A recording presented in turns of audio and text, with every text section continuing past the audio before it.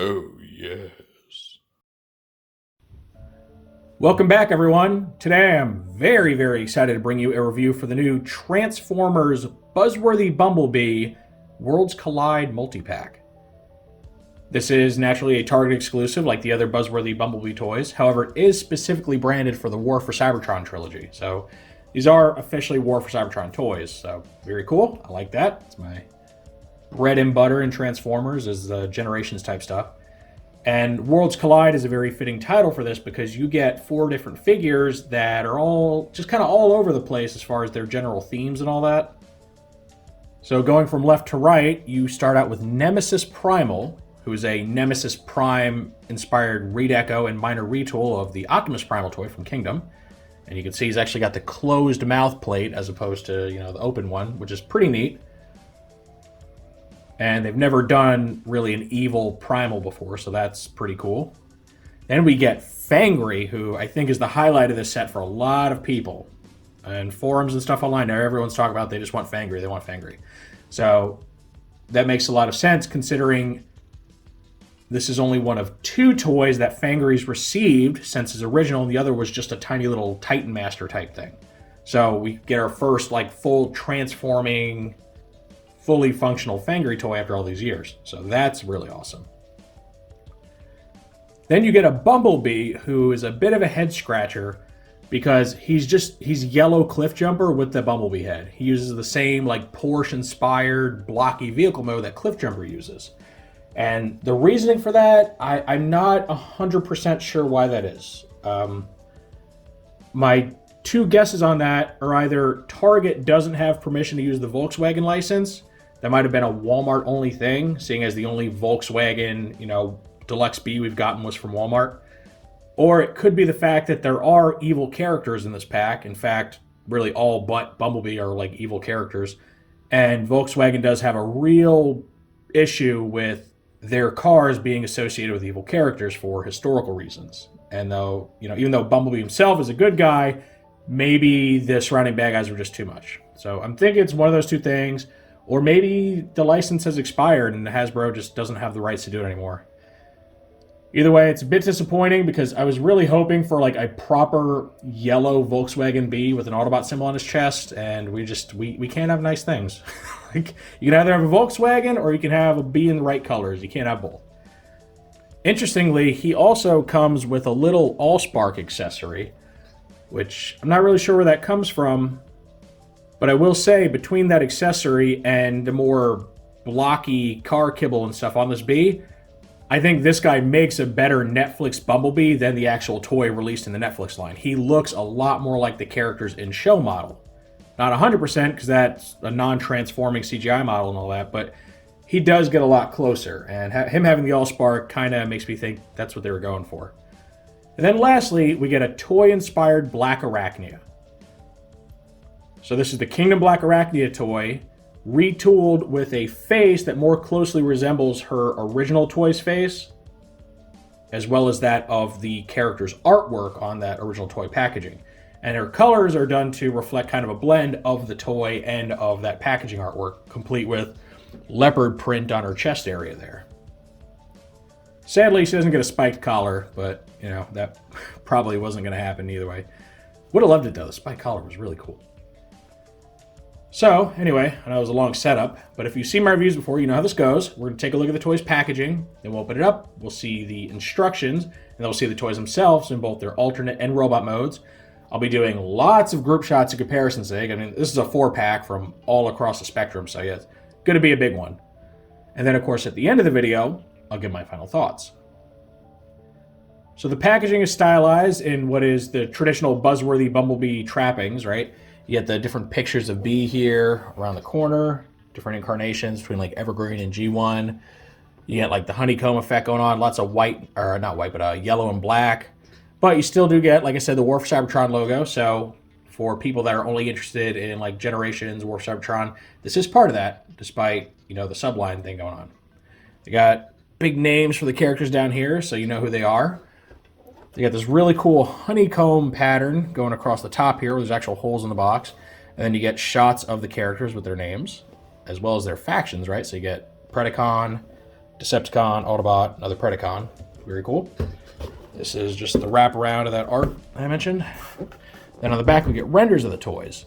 And these look pretty dead on to the final product. Looks like some shades are different. Blackarachnia looks like she's got a lot more gold going on here rather than the more orange color that the final product has. And the Allspark looks a bit more vibrant in the render. And of course we get the step breakdowns for each character. So Nemesis takes 22 steps to transform. Fangry takes 21. Bumblebee takes 18. And Blackarachnia takes 20. So all about, the average amount. One thing I really like is that in Fangry's case, his Headmaster or Titanmaster, whatever you want to go with, is actually retaining his original name of Briscoe. The previous Fangry toy was just called Fangry, right? That Titanmaster was just supposed to be Fangry. And then he'd go in like a little vehicle body that resembled his Beast alternate mode. So overall, there's a lot going on here, and I'm glad they didn't skimp on showing off all the characters and stuff. And then here in the end, we just get another close-up of the evergreen Bumblebee design. So, yeah, pretty nice packaging overall. I mean, I'm not super crazy about the Buzzworthy Bumblebee stylings. It reminds me too much of Cyberverse. And I think a lot of people get that feel from the Buzzworthy stuff. It feels kind of very grade schooly, very, young kids toy as opposed to like more of a collectible type thing. So, yeah, it's not my favorite theme. Plus, again, a lot of you know how I feel about Bumblebee. So, yeah, it doesn't help that he's just kind of pushed in my face constantly.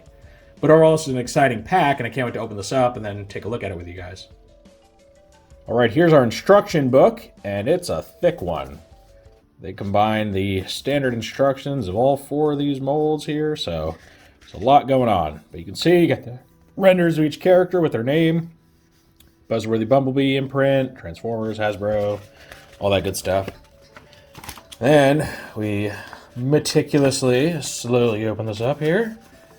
There's a lot going on. Look at the size of this thing. Oh, jeez. Okay. So this starts us with Bumblebee, just as his whole transformation. I can already even see all this. The car mode, they show you how to work his weapon to mount it on top of the vehicle. Also show you how to disassemble it to do the whole ski thing, or how to make like 2 little twin guns, how to have him hold a bazooka, hold his shield. So a lot going on there. Then we get to Blackarachnia. Go straight into her beast mode transformation right here. Covers quite a bit. Weapon storage on the underside. Finished product, and how to have her hold her weapon in case you need help with such things.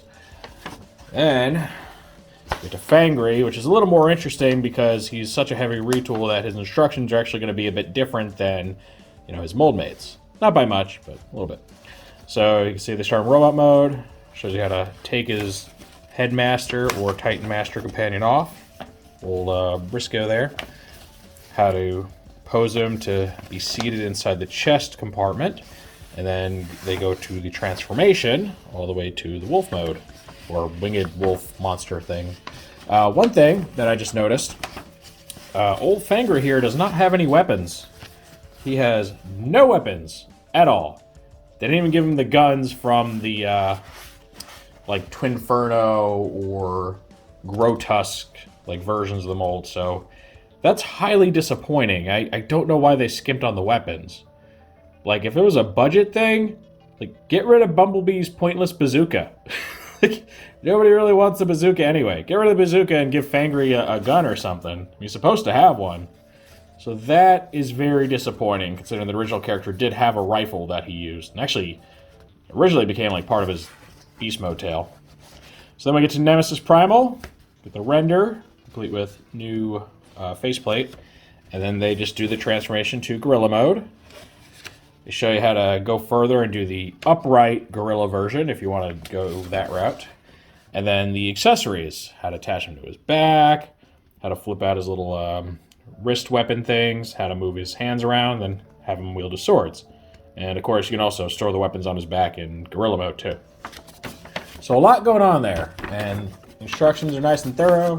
Show you everything you're supposed to do. They detail the accessories, all that good stuff that you expect from an instruction book. So we have that. Alright, we're going to go ahead and cover these guys in the order in which they're placed in the box, left to right. So first up is Nemesis Primal. And you can see him in this very wicked black and purple red-eyed gorilla mode. And it really helps set him apart, make him look much more sinister than his maximal counterparts. He's got these like nice blood red swords, which are really cool. And you can see he does a nice shiny silver for the robot feet, which we'll get a better look at once we do the robot mode. And yeah, I mean, look at that. He looks scary. In fact, his new coloration here makes him look almost like a demon than just a natural gorilla. Really gives him a creepy, otherworldly vibe. So I dig it. As far as his tolerances and all that, those are all still pretty good. Though I will say that his little butterfly joints tend to move around a bit more on this copy. It's not a huge deal. Regular shoulder bits are still quite tight, quite good. Oop, popped the sword off. So, yeah, he just works really well as this really scary, creepy version of Optimus's traditional gorilla mode. Here's a quick group shot with the two versions of Optimus Primal in their gorilla modes. On the left, you have your standard Kingdom version, and on the right is the somewhat more show-accurate Netflix version. So, kind of gives you an idea of how these different takes come together. And one thing that's worth noticing is that the fur color, the very dark black fur, seems to be virtually the same between the Netflix toy and Nemesis. So they both opt for a much darker color palette than the standard Kingdom one, who has kind of a more of a dark gray fur with like light gray skin. Something a bit more akin to the toy than the show model. But you can see that despite being a direct redeco of these guys, he comes off looking just much more demonic and just scary and evil looking. Mostly due to the fact that, well, he's got no pupils. He's just got bright red glowing eyes, whereas these guys just look much more like natural gorillas. So definitely something out of a nightmare. He's pretty freaky looking. And the blood red swords don't help that either. I mean, it makes him look pretty violent. So next up on the agenda is Fangry, and as I mentioned, he's a retool of the Titan's Return Twinferno mold. So that makes him a bit of an oddball in this collection because he's the only one that's not a War for Cybertron mold. And as such, he does have some engineering that's, a bit different, right? He's bigger than the other Deluxes. He's, in fact, you'll see, not much smaller than Nemesis Primal. Because starting with War for Cybertron, they kind of set a new scale. It was generally smaller than what had come before. But that also means he's comparatively lacking in articulation, especially when it comes to things like ankle tilt. So, he is something that's a product of about 5 years ago. Now, he does a pretty good job of recreating his classic monstrous beast mode, right? It's like a bipedal wolf monster with wings. But there are going to be some differences, mainly because of the fact that he is a retool of a completely different character. And, as such, transforms very differently. So, in his case now, his beast arms are also his robot arms, so they have a lot more mechanical detailing rather than be fully organic looking with fur and stuff. Also, the way his legs work, normally his beast legs, they just kind of flip back and become kibble in his robot mode. The wings, while they're in the right spot, they're usually, set a little higher and actually detach in the classic robot mode. Here, they just stay on his back. And then the tail, originally the character's tail made up the robot arms, right? And now they're making up part of his legs, and then the robot legs come the feet, and yeah, it's all kind of weird. And one thing that's kind of odd to me is they really changed the way his face looks. Generally, Fangry's wolf head just looks like a standard wolf head, like somebody just slapped a wolf's head on top of a robot. Here, it's done up to be very, cartoony looking. I mean, it honestly kind of fits the character a little better than a somewhat noble-looking wolf, where he's just kind of obnoxious looking. He's kind of got the... I don't know how to describe it. I just kind of picture a drunk anime character when I see him. Like you picture him belching or something. I don't know why that change was made. Kind of weird, but it's okay. It works for him. The jaw does open and close. A little tight, kind of ratcheted, but you can open it, shut it all the way. That kind of helps make it look more like the classic version. And yeah, looks pretty good. Head doesn't articulate, sadly. Doesn't turn. One really awesome detail is that he's got the little like speed, strength, intelligence readout that the old Headmasters and even the Juniors had. I think the Juniors had like a fake one though. It didn't actually change with the Headmaster. But it's a really neat detail that's like all new tooling. So I'm glad they slapped that on there. And then if you want to see his buddy Briscoe, I guess you got to pop the wolf head back. That's kind of lame. But you just lift that extra panel up and then you see the same old panel that came on like Twinferno. And then Briscoe's hanging out inside like that. And we'll get a closer look at the Headmaster guys all together. So overall, it's a bit different than what came before, but it's not very surprising because Fangry is, you know, a relatively very obscure character. They don't want to spend the budget making an all-new mold for this guy that may not sell very well. At least that's how they see it. But considering his a retool, I am very impressed with how extensively they did retool him, right? He's got new beast hands, he's got the new shoulders, he's got the new chest piece, the new wolf head. The Titanmaster and head component are actually exactly the same as the ones that came with just the regular Titanmaster Fangry from a few years ago. Speaking of, here is that little figure. And his little outer vehicle beast thingy. This looks much closer to the original Fangry toy than our new one. As far as the proportions, the face, the arms, all that.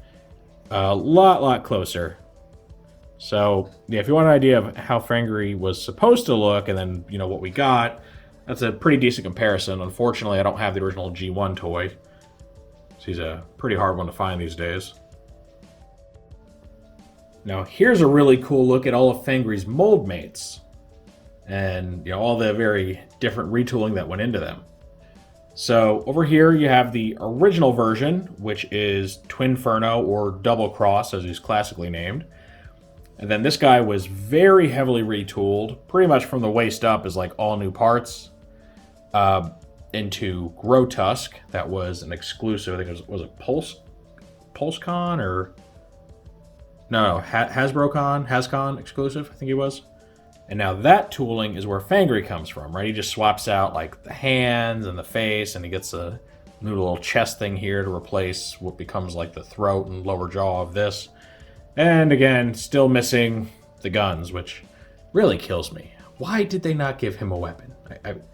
I guess they just felt that giving him a new one was too much work, but I don't see why they couldn't just reuse this. It should work. It should still be able to just attach to his back here. So that's very disappointing, right? You could just have him wield this as like a little two-barreled rifle, which isn't entirely accurate, but still looks somewhat like what he used to have.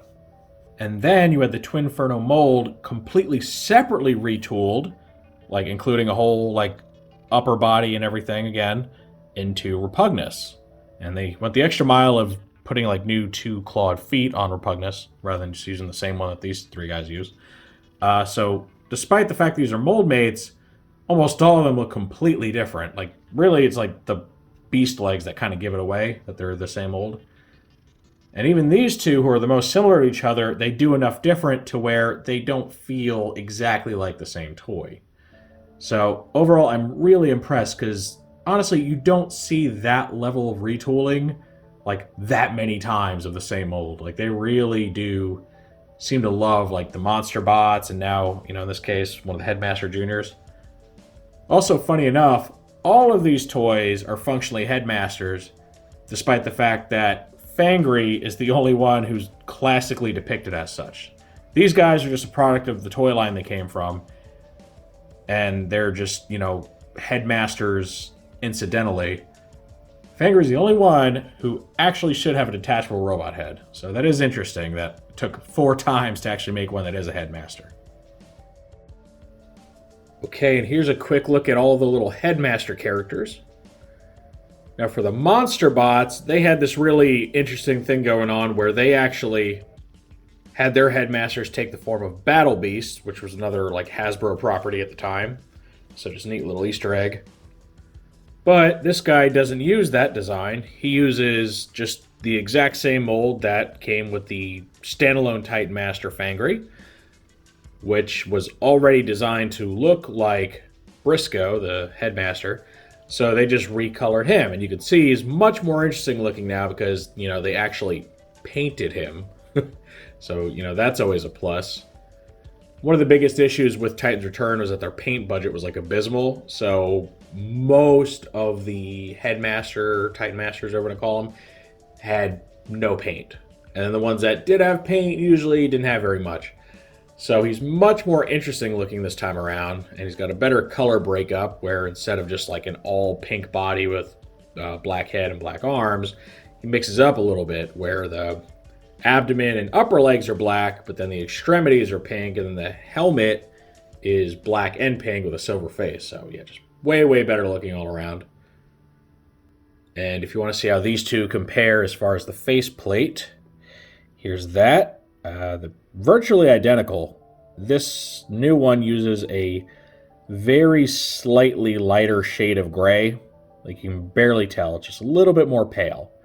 So that's really it. Kind of breaks the norm where you had standalone Titanmasters in the Titan's Return line that would later get like a full-size treatment. Those were always different Titanmasters, or at least, you know, the faceplate part was different, like as is the case with like Repugnus. Not here. It's just the exact same thing. So not really a need to mix and match unless you just really care about getting a very slightly different shade of gray. Now we come to Bumblebee, who, as I said, is just a yellow cliff jumper with a bumblebee head. And yeah, I mean, not too much to say about this. It still rolls just fine, still has all the right tolerances, so that's good. I do like the matte green bazooka thing going on here. It reminds me of like an actual real life like army issued bazooka because of the colors. Now the wiki claims that this is like a reference to a bazooka that Ironhide wielded at some point. I don't know. I don't know if the fact that it's just a bazooka and that it's green is enough to warrant that being a reference, unless like one of the creators has actually come out and said that's the case. But yeah, who knows? Overall, I mean, it looks okay. You know, it's kind of a what if, like what if Bumblebee turned into like a Porsche or something rather than a Beetle, I suppose. And while we have him here, let's take a look at the accessory that may or may not actually be his. It's not really called out anywhere in the instructions. But yeah, here is the Allspark that he comes with. And it turns out it really is just a direct redeco of the one that came with that Megatron. Just much darker this time around, which does make it look kind of boring, though I think does really put it closer to the actual color of the Allspark, which is, you know, kind of like a bronze color. So yeah, it's just the same little piece of rubber. It's got, I guess, something that could fit like over a barrel, like a hole there. Or it's got something that can connect to a hard point on the other side. So it can connect to Bumblebee. I wish there was a way to actually have him hold it. I wish there was like a little 5mm nub on it or something, but oh well. It's there. I don't know why it's there, but if you need an Allspark and you didn't feel like buying the spoiler pack, which if you didn't, I don't blame you, here's another way to get it. Here's B with all of his different mold mates that have been released so far. Here you get the Netflix Bumblebee, which is by far the most different because it's been completely reshelled to be a Volkswagen Beetle. And you get Bug Bite, which this toy is actually most directly redecoed from, right? They use the exact same tooling, cliff jumper body, bumblebee head. Over here you get Hubcap, who's the most similar looking to this toy. In fact, at first glance, you know, if you're not familiar with them, you might not be able to tell which is which. Biggest giveaway is that this guy is a bit darker yellow. Got the Autobot symbol moved up here to the roof or chest. And he's also got this added paint detail right here, plus different color bazookas. But yeah, overall, they are quite similar looking. And then, of course, you get the original use of this mold, old Earthrise Cliff Jumper here, who really stands out with his deep red color scheme. You also notice I got his glass gas cannon mounted on top, which is something sadly the Netflix bee cannot do, so he can't have his thing stored up here. But this guy can, so if you want, you could always give this bee the accessory pack gun. That's a pretty cool little thing you can do with him. And for fun, here's a shot of our bee with the pretty much concurrently released Origins Bumblebee, which of course is a take on his original flying saucer Cybertronian alt mode seen in the very first episode of the Transformers cartoon. And it just makes for a nice little visual of kind of like a then and now thing, even though this isn't the alt mode used in the cartoon. They are aesthetically more similar than the actual, Netflix Bumblebee, because he's got that Kraft cheese kind of yellow thing going on there.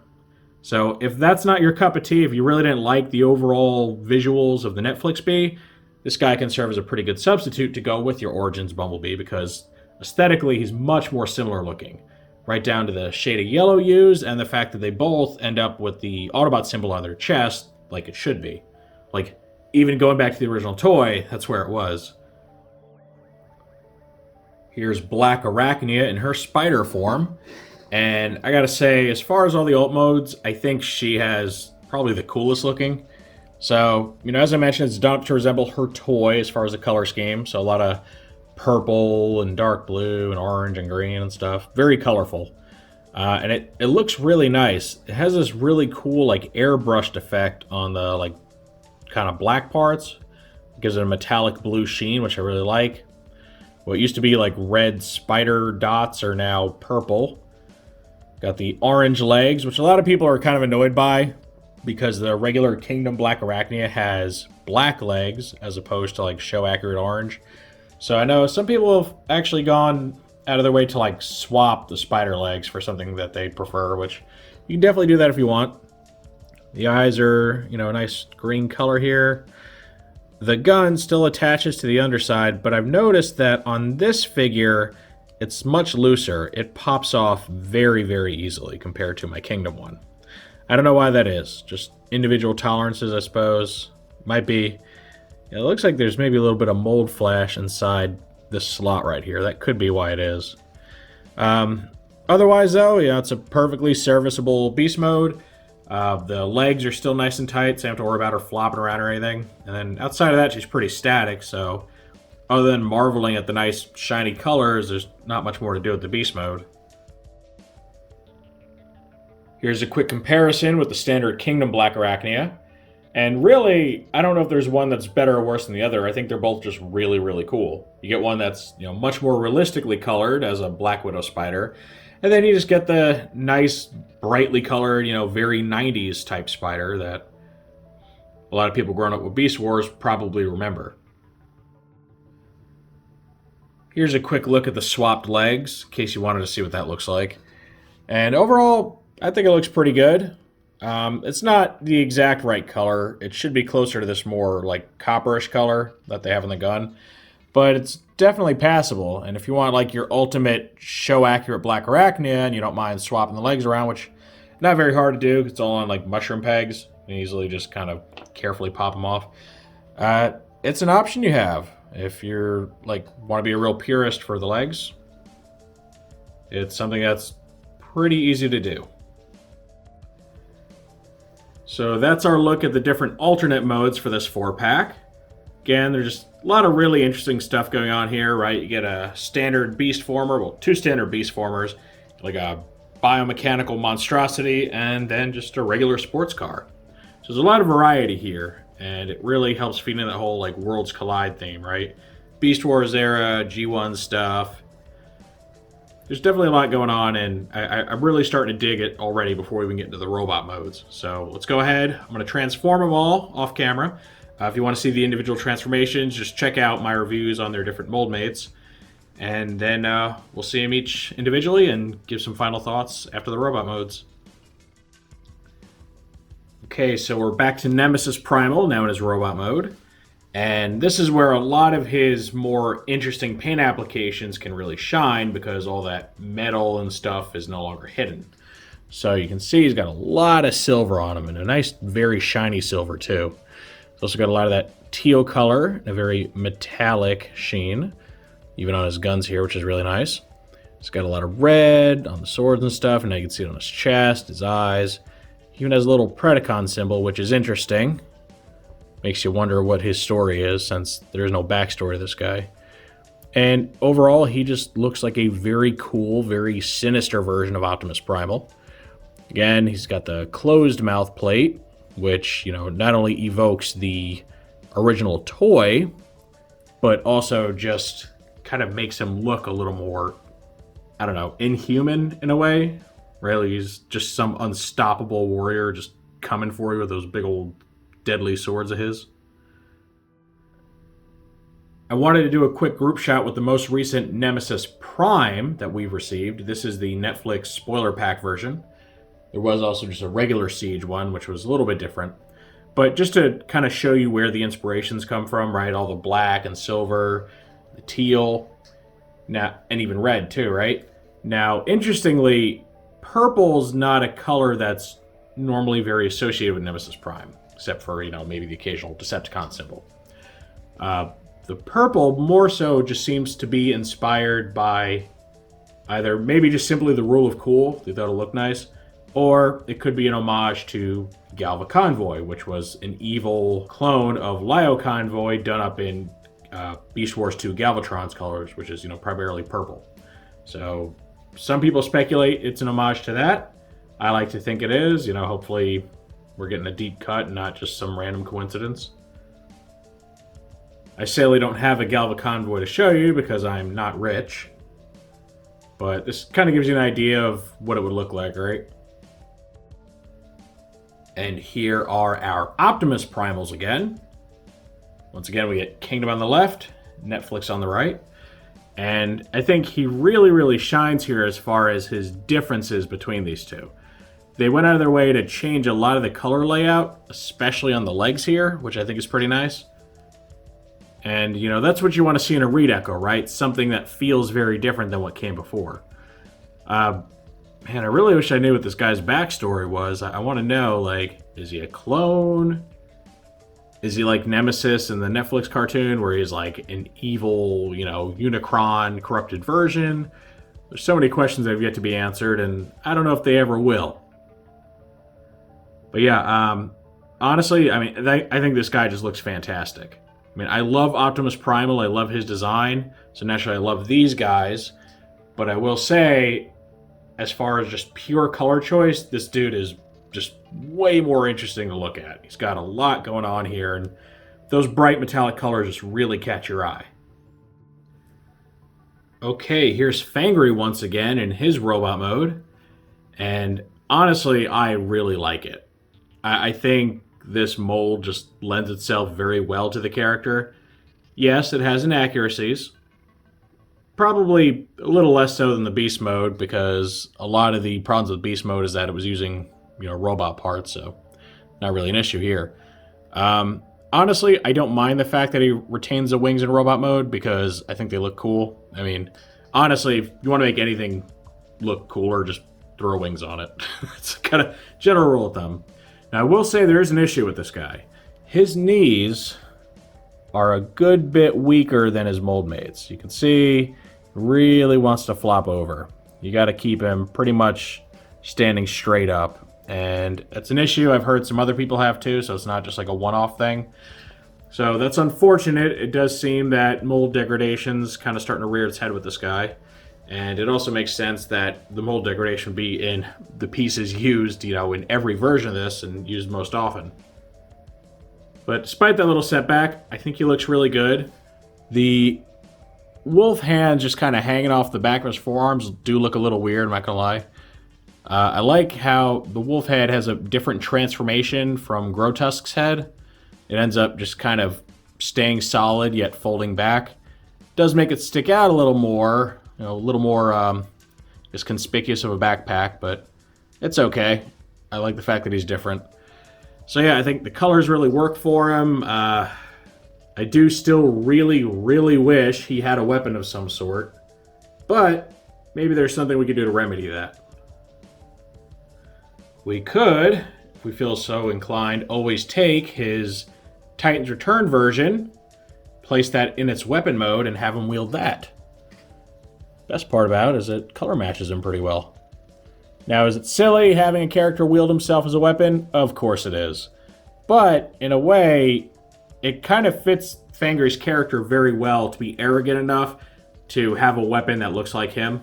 So, I like it. I think it works out, and if it's something you want to do and you don't mind kind of mixing and matching your toy lines, you can actually give him some kind of cannon.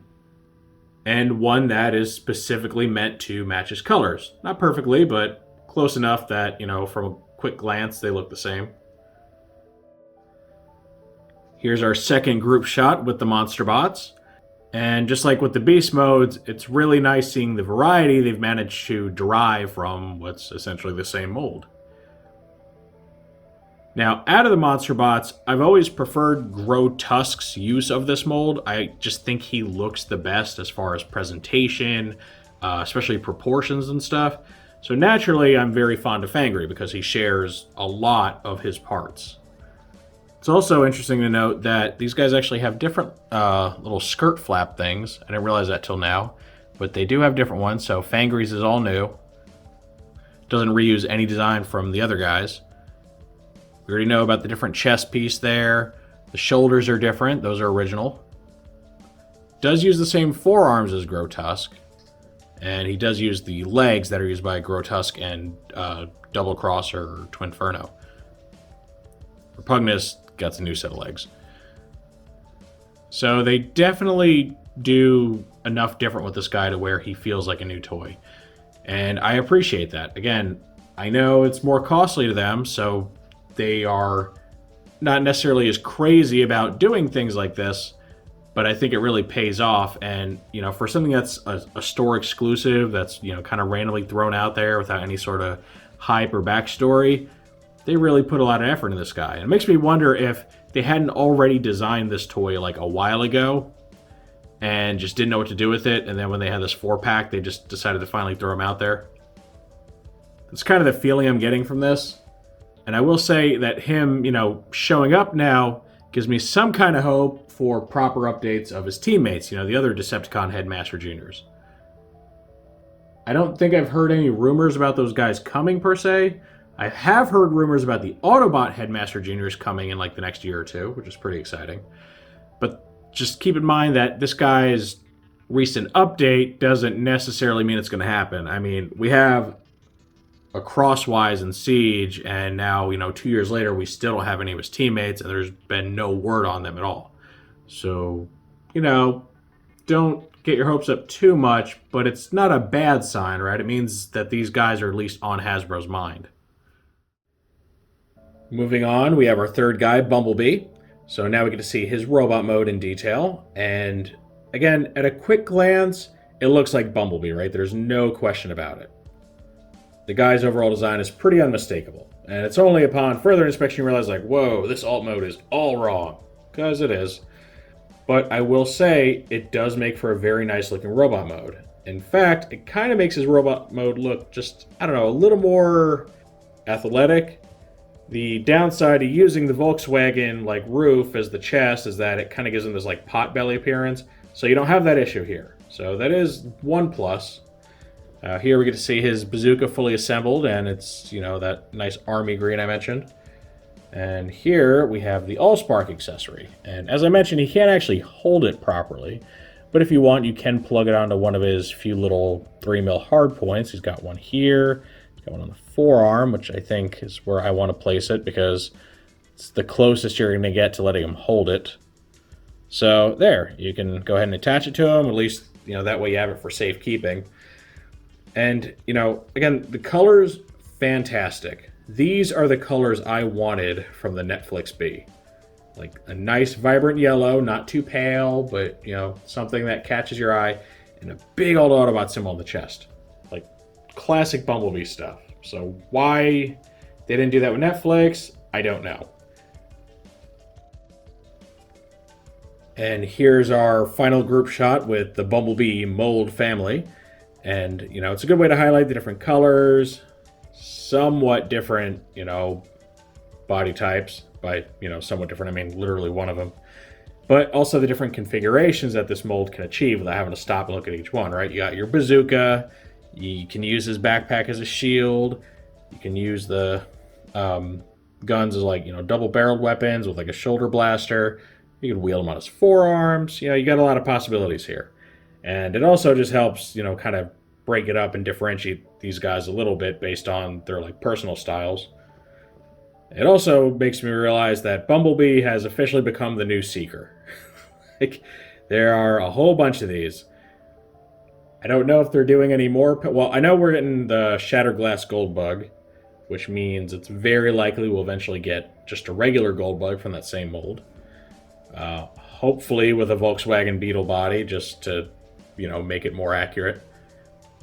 But this guy kind of has me doubting that's going to happen, right? Because there's not really a reason he couldn't be a Beetle. As far as like the whole rule of like no bad guys, right? It's a good guy. And, it makes sense that the Shattered Glass Gold Bug couldn't be a Beetle because he's evil. I get it. What about regular good guy Gold Bug? Like, there's nothing that says he can't be. I don't know if maybe the licensing deal's expired or it's been revoked or what's going on. I can only hope that he doesn't suffer the same fate as this guy and he actually gets the right alt mode. Because it's going to look really, really weird if he's just super boxy looking. And last up, we get Blackarachnia again. So her robot mode, from the neck down, exactly the same as the Kingdom one as far as molding goes. But she gets this whole new face that seeks to recreate the original package artwork, which itself was inspired by the original toy's standard, non-mutant head. And personally, I like that they went that approach and they used, the more stylized, less goofy looking head from the artwork rather than how it actually looks on the toy, because on the actual toy, it doesn't look super great. And to demonstrate that, here is my 10th anniversary Tarantulas. Now, I don't have the original Blackarachnia, but she and Tarantulas used to share the exact same mold, so this works out really well. And you can see, how it's supposed to work. It's supposed to be, this kind of almost insectoid-like mouth plate thing going on. But it's also got like a big goofy slit in the middle because of how it transforms. This is clearly a better looking design. I also want to point out just how cool it is, how, even though this is a toy that's much, much newer and transforms in a pretty different way, they still manage to hit all like the same beats here. Like, these two look really good together. They kind of like how they should have back in the day where, she has a different silhouette than Tarantulas being, a female-looking Transformer. So, like, she, as far as I'm concerned, easily replaces the original toy, like, in an old-school Beast Wars collection.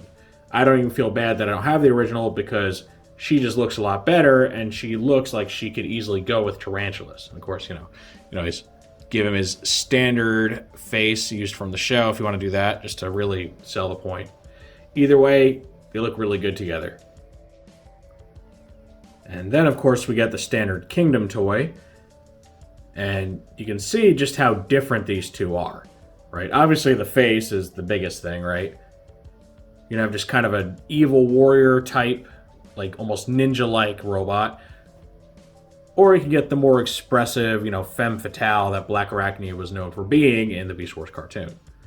Plus the chest pattern's very different here, right? She's got that leopard print thing going on from the artwork. She's got like a spider-like silhouette. And the color layouts even differ on like the claws, on the legs, the knees, all that stuff. So two very different takes. And, if you are someone who favors screen accuracy, Kingdom's got you covered. If you're somewhat of like an old toy purist, you're trying to collect things that remind you of like your childhood action figures, you can pick up this one instead. Or, like me, if you think both designs are great, you can just pick up both. I mean, that's always an option too. So, yeah, two very different takes, both just utterly fantastic in my book. Blackarachnia is one of my favorite characters out there. So having both a show version and a toy version just really makes my day. And because I did it on the spider mode, I'll do it here. We get the Kingdom Blackarachnia with our new Blackarachnia's orange spider legs. And yeah, it does look really, really good. I'm not going to lie. I mean, I'm not one to mess around and like part swap or customize Transformers personally, but I gotta admit, she looks a lot better like this. I mean, she really, like, now she's perfect as far as show accuracy. She looks really good. And it still kind of baffles me why they couldn't have just done the orange or like copper colored legs from the get-go. Now, I know, originally the argument was like, oh, well, they're going for realistic, beast modes and all that, which at the time, like, okay, that makes sense, right? But then we got Scorponok, a gray, purple, and red scorpion. So it seems very inconsistent as far as when we're going for realistically colored beasts and when we're not. This does make me wish that they had given this Blackarachnia the orange legs, because overall I think she just looks a lot better this way. And it's honestly not a difference, or it's like a difference you don't really notice until you can see it for yourself. Because when I first reviewed this, original figure, I kind of forgot her legs were the wrong color. It took me a bit to realize, like, wait a second, those are supposed to be orange.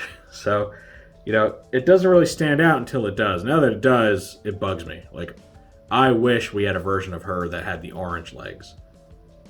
Like, maybe, one they did is like a running chain or something, because I don't plan on permanently leaving these swapped. I like keeping my stuff, intact and, kind of stock. But I don't fault anyone for wanting to do the leg swap either, because it looks awesome. And that completes our look at this new Worlds Collide 4-pack. Overall, I absolutely love this. There's so much cool stuff going on here. The Nemesis Primal, really interesting idea, and again, it's a first time thing, so we get a new character. Fangry, fantastic. I love getting this character finally in like a proper, deluxe size. I also mentioned, that he was almost as big as Optimus, or Nemesis. You can see that here, right? Just like half a head shorter, so that really shows you how far scale's gone down. My only complaint with Fangry is that, again, no weapons. So that's really annoying, especially when they're, weapons that could have easily worked for him. Bumblebee, to me, probably the biggest disappointment. Like, we finally get one in the proper colors, and, the alt mode's just all wrong. And I was really hoping for a yellow Volkswagen Beetle, so, oh well. At least it comes with an Allspark, I guess. To me, he's kind of just the meh entry. He's the one that's just a pack into everything else and doesn't really matter. Blackarachnia, as an avid Beast Wars fan and somebody who had a lot of the toys growing up and still seeks to collect them, I absolutely love this. I think if any Beast Wars character needed like a toy colors version, it had to be Blackarachnia, because she looks so radically different between her original toy and her on-screen appearance. Like, way more than any other character that was on that show. So I love it. Plus, I like the character, so getting, a very unique version of her, just perfect in my book.